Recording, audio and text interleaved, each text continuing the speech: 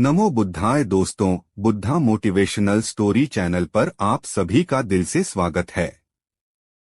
संपूर्ण मानव जाति एक दौड़ में लगी हुई है।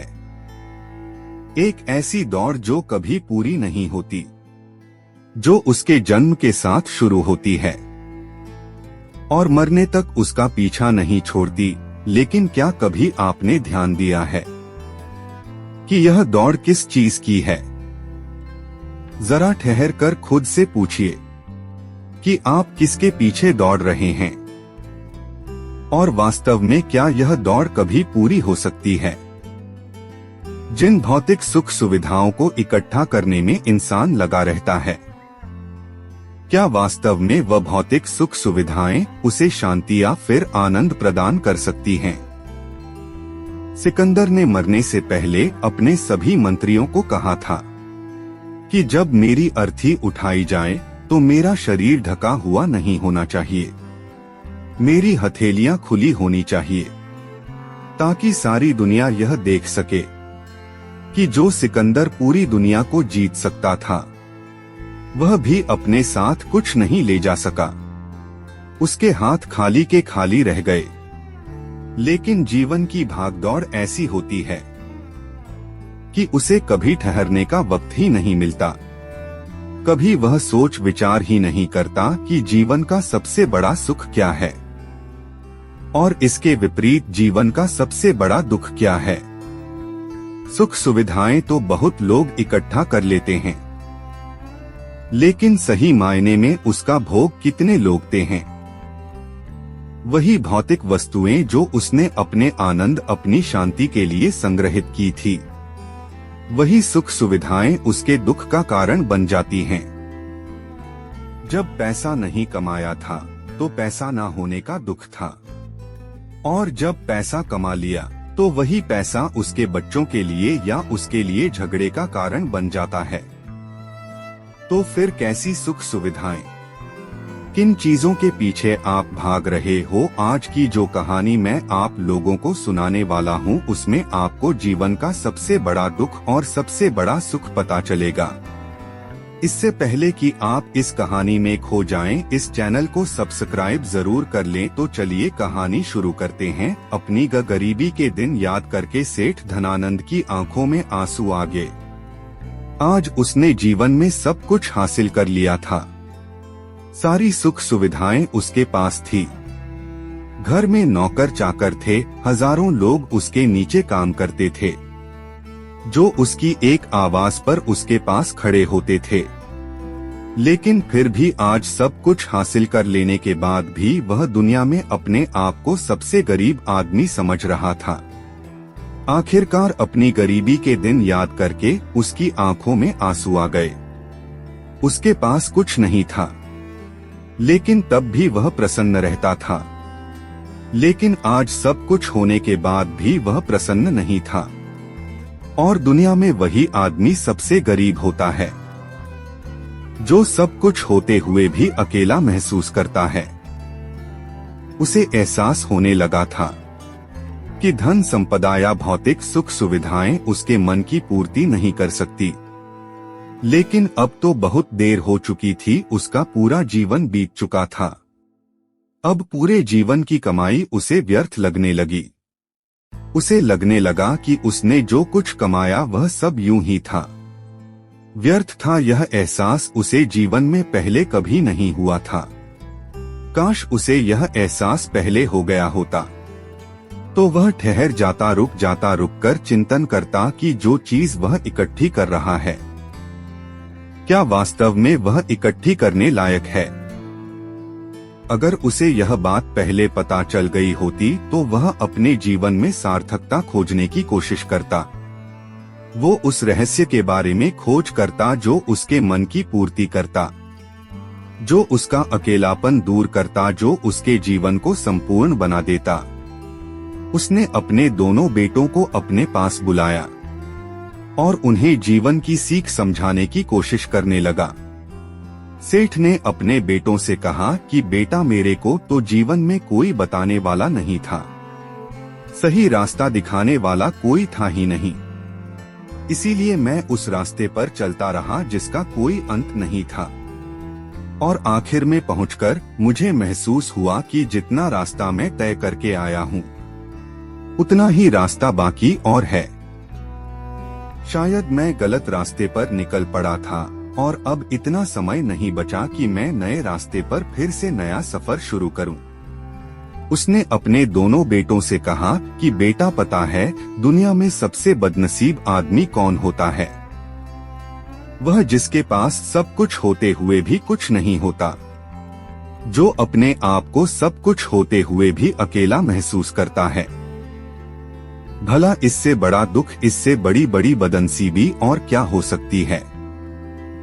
यह सुनकर उसके बड़े बेटे ने कहा कि पिताजी, सब कुछ तो आपके पास है, धन संपदा, पूरा परिवार, सारी खुशियां आपके पास है, लेकिन फिर भी आप अपने आप को बदनसीब क्यों समझते हैं?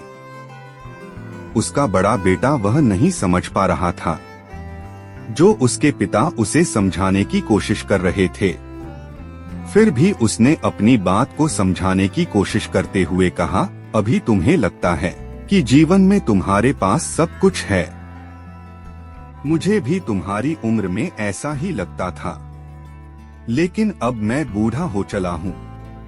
कुछ समय बाद मेरी मृत्यु भी नजदीक है और अब मुझे एहसास हो रहा है कि दुनिया में तो सब कुछ पीछे छूट जाता है।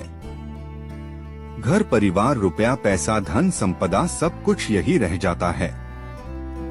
और आखिर में मेरे साथ जाएगा क्या? क्या मैं दुनिया में सबसे अकेला इंसान नहीं हूँ?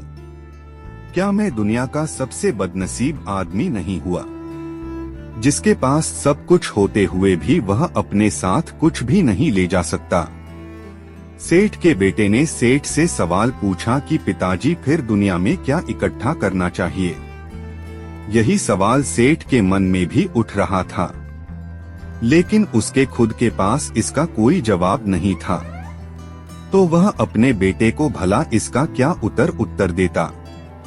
इसीलिए उसने अपने बेटे से कहा कि बेटा, मैं खुद इस सवाल का जवाब तलाश रहा हूँ। अगर एक आदमी के पास सब कुछ होते हुए भी वह अकेला है, उन भौतिक सुख सुविधाओं का वह भोग नहीं कर पा रहा है, तो वह सबसे बड़ा दुख हुआ, यह मैं मानता हूँ। दुनिया का सबसे बड़ा दुख यही है कि आपके पास सब कुछ होते हुए भी आप अकेलापन महसूस करो। लेकिन इसके विपरीत दुनिया का सबसे बड़ा सुख क्या हो सकता है? इस सवाल का जवाब तो मेरे बेटे मुझे भी नहीं पता। इसीलिए मैं यह चाहता हूँ कि मेरे मरने से पहले जिस सवाल का जवाब मुझे नहीं मिला, वह जवाब तुम अपने जीवन में ढूंढो। और यकीन मानो, अगर तुमने अपने जीवन में इस सवाल का जवाब ढूंढ लिया, तो तुम दुनिया के सबसे सुखी इंसान कहलाओगे। यह कहानी सुनाकर गुरु ने अपने शिष्यों से सवाल पूछा कि दुनिया में सबसे बड़ा सुख क्या होता है। सभी शिष्य ध्यानपूर्वक अपने गुरु की यह कहानी सुन रहे थे। संध्या का समय था।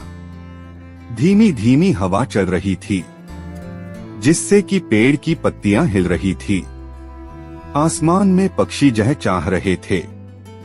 सूर्यास्त होने को आया था और सभी शिष्य अपने गुरु से इस सवाल का जवाब जानना चाहते थे। लेकिन इससे पहले ही गुरु ने अपने शिष्यों से सवाल पूछ लिया। इसका उत्तर देते हुए एक शिष्य ने कहा कि गुरुदेव, दुनिया में सबसे सुखी इंसान वही है जिसका शरीर सुखी है। अगर आपके शरीर में बीमारियां हैं, तो आपके पास कितनी भी भौतिक सुख सुविधाएं हो, आपके लिए वह व्यर्थ है। और इसके विपरीत अगर आपका शरीर सुखी है, अगर आपका शरीर स्वस्थ है, तो चाहे आपके पास कुछ भी नहीं हो, लेकिन उसके बावजूद आप अपने जीवन में सुखी रहोगे। इसीलिए संसार का सबसे बड़ा धन हमारा शरीर होता है। यह सुनकर दूसरे शिष्य ने उसका विरोध करते हुए कहा कि गुरुदेव, दुनिया में बहुत से लोग ऐसे हैं जिनका शरीर एकदम स्वस्थ है, लेकिन बावजूद इसके वह अपने जीवन में सुखी नहीं है। मैं मानता हूँ कि जीवन में सबसे ज्यादा सुखी वही इंसान है जिसका मन सुखी है। गुरु ने अपने शिष्य से सवाल किया कि अच्छा यह बताओ कि मन को सुखी किस प्रकार किया जा सकता है। इसका उत्तर देते हुए उस शिष्य ने कहा कि गुरुदेव, मन कभी भी संतुष्ट नहीं होता है।